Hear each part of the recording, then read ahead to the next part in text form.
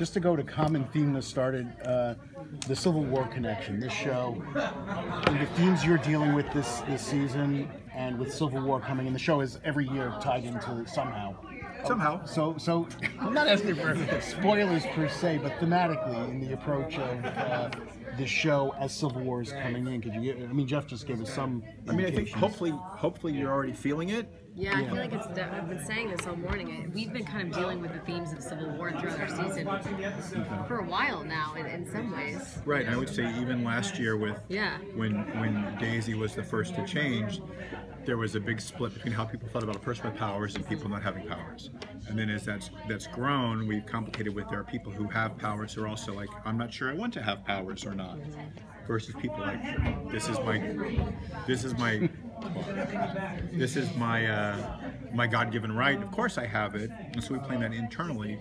But then bringing in Talbot, bringing the ATCU as we've been in this season, hopefully you are feeling that split kind of growing as we go forward.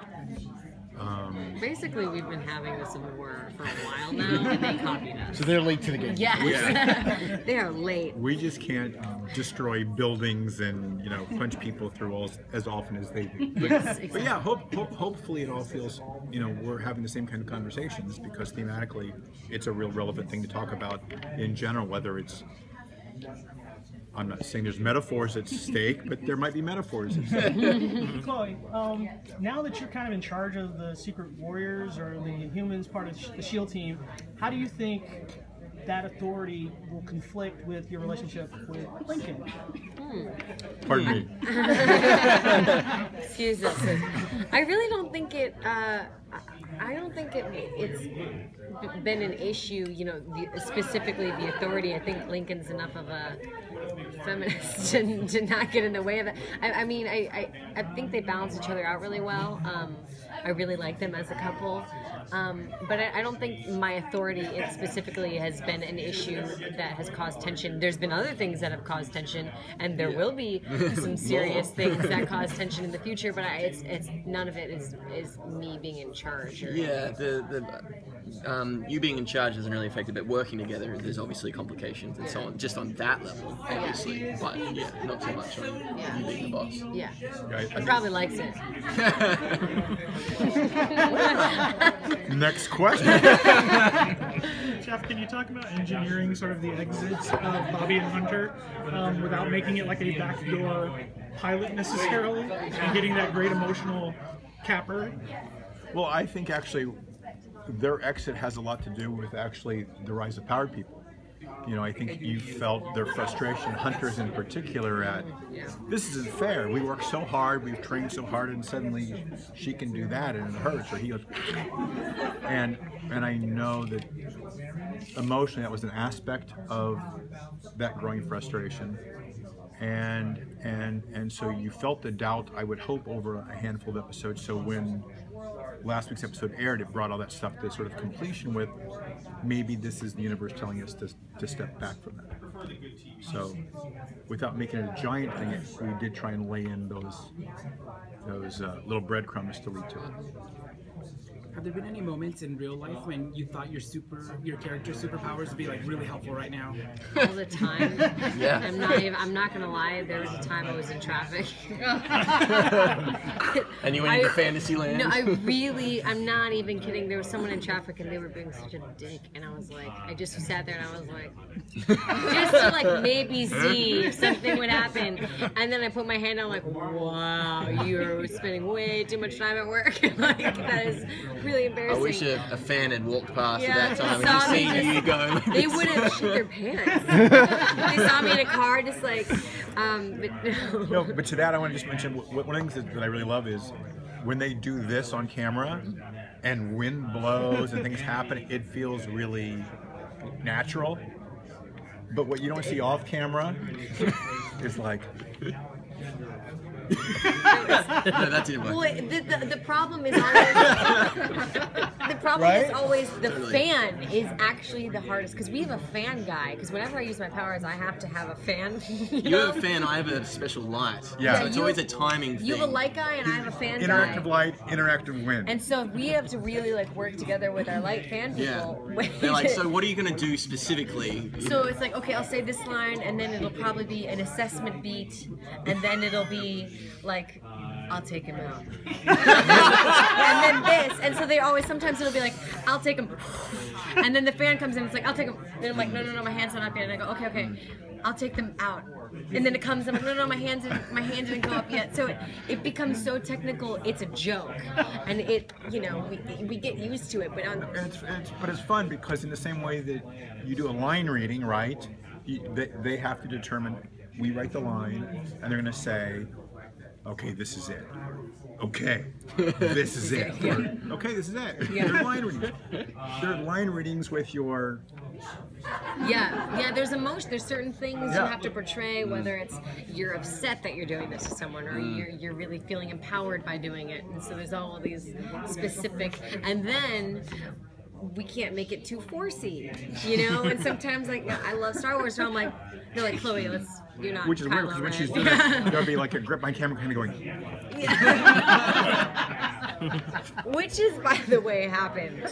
Sometimes you see people like they get a little too into it behind the scenes. Do you practice in the mirror, like those moves? Absolutely. I have. You have to. There's an to. aesthetic to it. You Yeah. can't. in the same way a dancer comes out and has to...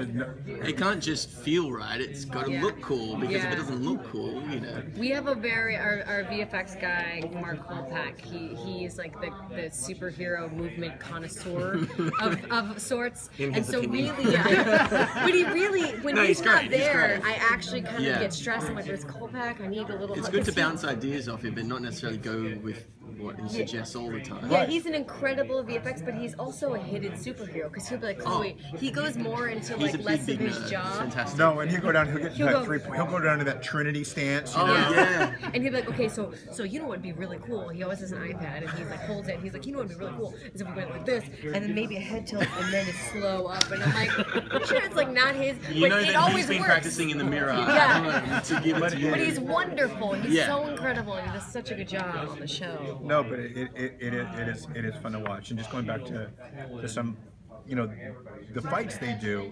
One of the things that I love about our show is our actors really enjoy doing as much of that as is safe. Yeah. And as we're figuring out the powers, like there's something coming up that Lincoln gets to do a fight in a way with powers that in a way we haven't seen before. That the way Daisies have grown over time. I think Luke gets to do a pretty cool. I don't want to say anything more than that, but it was like, oh, that's cool. I can't wait to see it. I haven't seen it. I did it, and the choreography was awesome. I don't know how well I did, but It's really cool. Doing it is always like mostly tape acting. I feel like that's what I do. Yeah. No, it's a leap of faith. do you guys know what that means? Looking at a piece of tape on the map Because box? usually the eye line has to be very specific Really for, tight for to camera. powers and stunts and stuff. So lots of stuff is you're looking at a piece of tape and you're like I recently had to look at a piece of tape and I was just crying looking at it. I'm like, ugh, like talking to a piece of tape. Did you see that yet? No, but I was there when you broke out of your husk last season Right. at 400 frames a second, while there's nothing there, and Well, basically, yeah. So for the mid-season finale, season 2, the L'Oreal moment of like breaking Inhuman, Jeff Just said that if you don't get wrote this that right, you're episode. fired, and so you got tears Yeah, immediately. yeah, basically. Well, he was like, okay, so we're gonna look at BJ, Trip, and he just died, and then we have to look at Raina because she's now a porcupine Inhuman, and then back at BJ, and then you realize you're in a husk, and then you break out of it, and then obviously you're emotional Because you we've have all been there before. Yeah, and then they're like, but you only have 15 seconds. This is what he's telling me. I'm He trying goes, to you break- only have 15 seconds to do it. I mean, what did I look like when you said that? well, Did I think that's actually the thing that took you to tears. that is straight up the reason I started crying stress in of that that. scene. I have tears because I got so frustrated with how technical it was, and it worked. But it was great. all looking at a piece of tape. No, but so much of what they do is really that, and they're also trusting us that when we say it'll look cool. That it ends up looking cool. When actually they're just kind of going, Well, you guys do such a good job. I mean, it really is. It's a trust thing. It is a You trust feel, thing. You have the more stupid it feels, the better there's it also, usually looks. we have a saying, we say in Colpack we trust, because at a certain point, you cut it together as best you could, and the VFX is going to be cool or not. Yeah. So hopefully it is. Yeah. Is it time? One more. A short one. Anybody? Right now, it seems that Daisy and Lincoln have replaced their roles in a way. They've switched their philosophies. You know, she started out being, you know, a little bit nervous about this world. You were the veteran, and now you're not so sure if it's all that easy to be an Inhuman, and you really want it to. You know, so can you tease us about how that arc, you know, the direction that arc might be heading in, or the complications it has for the relationship, or you know, any kind of. Things get a little tricky here at the end of the season. Oh, hey man. There's Jeff. You want to do that? No, what I get nervous. What I would say is that Ming-Na Wen, Yeah. who's she's not in the You room, look right? like No. an actress on our show. Oh, I get that all the time. No, I'll just say that the thing we try and do, the writers try and do in the show, is we try and make it so that what the actors are doing from year to year, season to season, the arcs of the characters are always growing. And so the fact that they've swapped, and the fact that there's conflict between them, even though they like each other, is great. And what they're inferring is, I think it's going to get more interesting.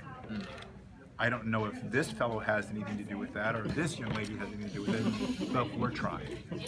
Thank you all very much. Yes, thank you. Thanks, Thank guys. you.